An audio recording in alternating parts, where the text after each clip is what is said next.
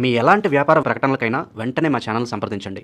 ప్రస్తుతం మనతో పాటు ప్రముఖ ఆధ్యాత్మికవేత్త ఆస్ట్రో న్యూమరాలజర్ జయప్రద గారు మనతో ఉన్నారు. మేడంతో మాట్లాడదాం. నమస్కారం. నమస్తే అమ్మా. శ్రీమాత్రే నమః. మేడం, మే నెల విశేషంగా సింహరాశి వాళ్ళకి ఏ విధంగా ఉండబోతుంది? ఎటువంటి లాభ నష్టాలు, మంచి చెడులు వీళ్ళకి ఎదురవుతాయి అంటారు ఈ మాసం? సింహరాశి వాళ్ళకి ఈ మే మాసంలో వీళ్ళకి ఒక పెద్ద అవకాశాలు ఉన్నాయి. ఏమేమి అవకాశాలు అంటే ఉద్యోగాల్లో కొత్త మార్పులు, కొత్త ఉద్యోగాల్లో మంచి స్థానంలోకి వెళ్ళే అవకాశం ఎక్కువగా ఉంది.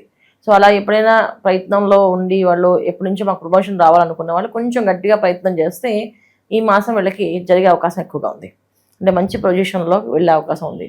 పొజిషన్ వైజ్గా వీళ్ళకి కొంచెం ఆ హోదా, తర్వాత వాళ్ళకు ఉండే శాలరీ హైక్ ఇవన్నీ కూడా బాగున్నాయి. ఉద్యోగాలకు మాత్రం, వ్యాపారాలు మాత్రం కాస్తంత అనుకూలంగా ఉన్నప్పటికీ కన్నా కొంచెం ప్రతికూలంగా ఉంది వీళ్ళకి. ఎందుకంటే జాతకంలో యోగం దశ వీళ్ళ రెండు బాగుంటే ఈ గోచారం ఈ మే మాసం కూడా వీళ్ళకి కలిసి వస్తుంది. ఇది ఒక అదృష్టమైన కాలం అనుకోవచ్చు వీళ్ళకి. కాకపోతే ఏంటంటే జాగ్రత్తగా వేయాలి స్టెప్. ఎందుకంటే గోచారం బాగుంది కదా అని చెప్పి మనం అడుగు వేయడానికి లేదు. ఇక్కడ వాళ్ళ జాతకంలో కూడా అలాంటి యోగాలు ఉన్నప్పుడే ఇది గోచారం ఖచ్చితంగా కలిసి వస్తుంది. ముఖ్యంగా ఏంటంటే పెద్ద పెద్ద వ్యవహారాలు ఎప్పటి నుంచో వీళ్ళకి పెండింగ్ ఉండిపోయిన డబ్బు ఏదైతుందో అది వచ్చే అవకాశం ఎక్కువగా ఉంది వీళ్ళకి. దాని విషయంలో కొంచెం జాగ్రత్తగా గట్టిగా ప్రణాళిక వేసుకోగలిగితే 100% వీళ్ళు సాధిస్తారు. అంటే ఇది ఈ ఒక్క సంవత్సరం ఎప్పటి నుంచో కాదు, వీళ్ళు కొన్ని వేల సంవత్సరాల నుంచి రావాల్సిన అమౌంట్లు ఏవైతే ఉన్నాయో అవి వచ్చే అవకాశం ఉంటుంది. ఇప్పుడు గవర్నమెంట్ సంబంధించిన టెండర్స్ కావచ్చు, గవర్నమెంట్ సంబంధించిన డబ్బులు కావచ్చు, లేకపోతే వీళ్ళ స్థిరాస్తులు కావచ్చు, వీళ్ళ ఆస్తి కావచ్చు, లేకపోతే వీళ్ళకి ఎవరైనా ఇవ్వాల్సిన డబ్బు ఉండొచ్చు. ఇవన్నీ కూడా ఈ మాసంలో సింహరాశి వాళ్ళకి వచ్చే అవకాశం ఉంది. దానివల్ల వీళ్ళ ప్రయత్నం గట్టిగా చేస్తే 100% ఈ మాసంలో వచ్చే అవకాశం ఉంది. దీనికి కొంచెం ఏంటంటే చేయాల్సింది వీళ్ళు కొంచెం దైవారాధన, నామస్మరణ చేయడం వల్ల పనులు అవుతాయి. అంటే కంటిన్యూగా ఒక నామాన్ని జపం చేస్తూ ఉంటే పనులు అవుతుంటాయి. ఎక్కువగా వీళ్ళు సుమంతో శ్రీ కార్తవీర్య అర్జునాయ నమః అనే మంత్రాన్ని ఎక్కువ చేస్తుంటే ఏవైతే డబ్బులు రాకుండా ఆగిపోయాయో అవన్నీ వస్తాయి వీళ్ళకి. ఈ మంత్రాన్ని ఎక్కువగా చేయాలి. 24 అవర్స్లో మ్యాక్సిమం అవర్స్ చేసుకుంటున్నారు. అంటే నోట్లో ఎక్కడైనా కూర్చున్నారు కాళ్ళ మనసులో అలా చదువుతూ ఉండాలి. చదివితే వస్తాయి. అంటే ముఖ్యంగా ఎవరైతే మాకు డబ్బులు రావాలి అనుకున్న వాళ్ళు, సింహరాశి వాళ్ళందరూ కాదు, సింహరాశిలో ఎవరైతే డబ్బులు ఎవరికైతే ఇచ్చారో మాకు ఈ డబ్బు రావాలి, లేదా మాకు ఈ గవర్నమెంట్ నుంచి మాకు ఈ టెండర్ రావాలి, మాకు ఈ డబ్బు ఈ రియల్ ఎస్టేట్ సంబంధించిన డబ్బు ఆగిపోయింది, ల్యాండ్ సంబంధించి ఆ పని అవ్వాలి, ఆ పనిలో డబ్బులు రావాలి అనుకున్న వాళ్ళు చేయాలి. మామూలుగా ఉద్యోగాల్లో ప్రమోషన్ల కోసం చేసే వాళ్ళు కూడా చేయొచ్చు. చేయడం వల్ల ప్రమోషన్ వచ్చే అవకాశం ఉంది ఈ మాసంలో. ఇది వీళ్ళు చేసుకోవాలి.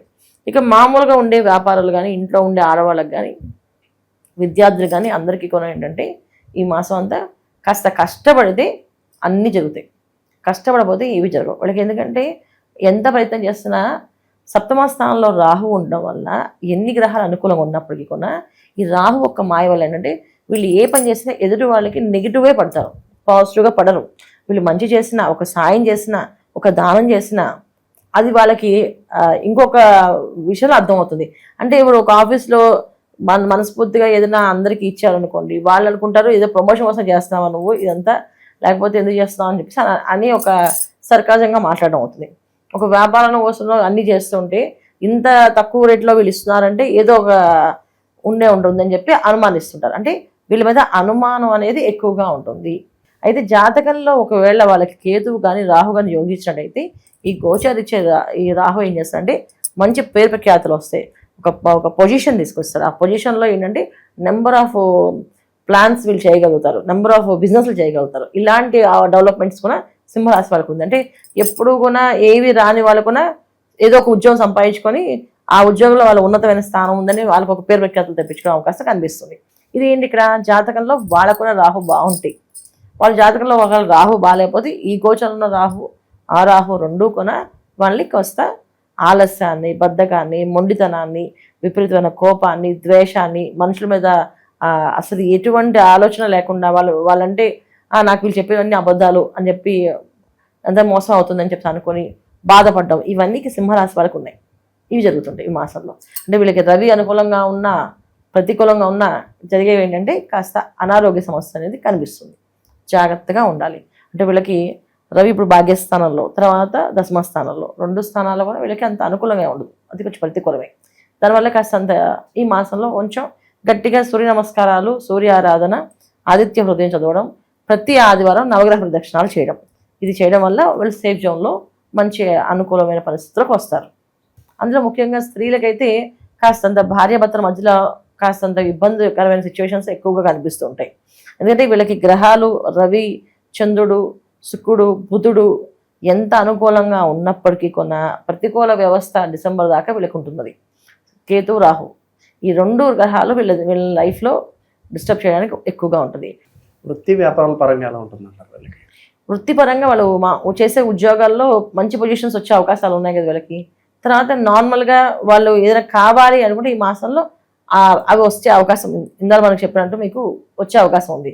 వ్యాపారాల విషయంలో ఉన్న వ్యాపారాలను చేసుకుంటూ వెళ్ళొచ్చు. పెద్ద పెద్ద వ్యాపారాలకి, ముఖ్యమైన వ్యాపారాలకి కొంత వాళ్ళ జాతకంలో యోగాలు చూసుకోవాలి.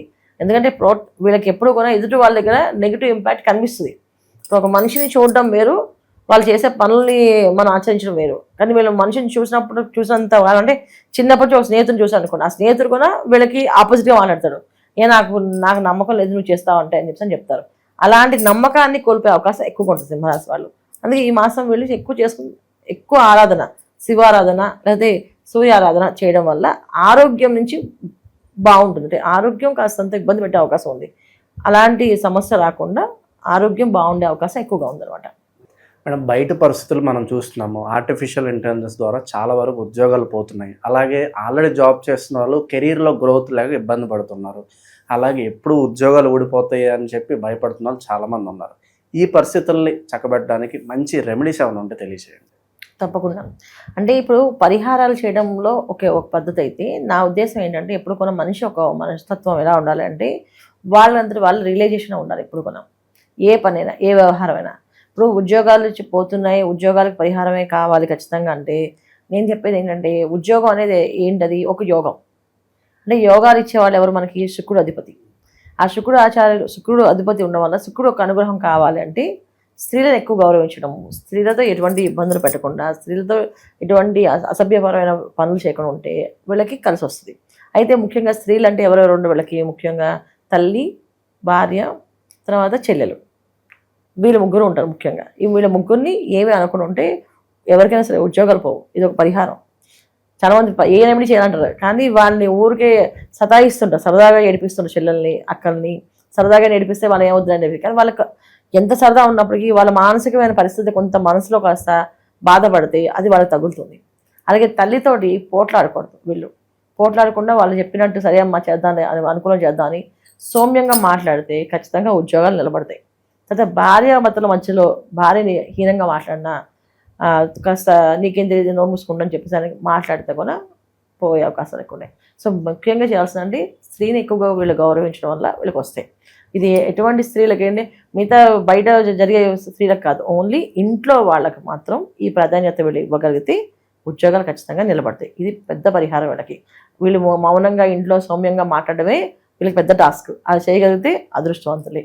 ఇక దైవాదృష్టంలో ఉద్యోగం అంటే ఏంటంటే మాకు ఎప్పుడు కూడా అధికారంగా అగ్నితత్వమైన రాశి కుజుడు ఒక అధికారం ఉంటేనే డబ్బు సంపాదిస్తారు. ఎవరికైనా సరే జాతకంలో కుజుడు ఏ భావంలో ఉన్నారో ఆ భావానికి గురువు అధిపతి ఉండి గురువు వీక్షణ ఉన్నప్పటికీ డబ్బు బాగా సంపాదిస్తారు వాళ్ళు. అందుకే ఏంటంటే మంగళవారాలు ఎక్కువ సుబ్రహ్మణ్య స్వామి ఆరాధన చేయడం, సుబ్రహ్మణ్య స్వామి గుడికి వెళ్ళడము, ప్రదక్షిణాలు చేయడము, ఇది చేయడం వల్ల వీళ్ళకి ఉద్యోగాలు కూడా ఎప్పుడు కంటే ఉద్యోగమే కాదు అసలు రుణం అనే బాధ అనేది లేకుండా పోతుంది. రుణ బాధ నుంచి బయటపడతారు.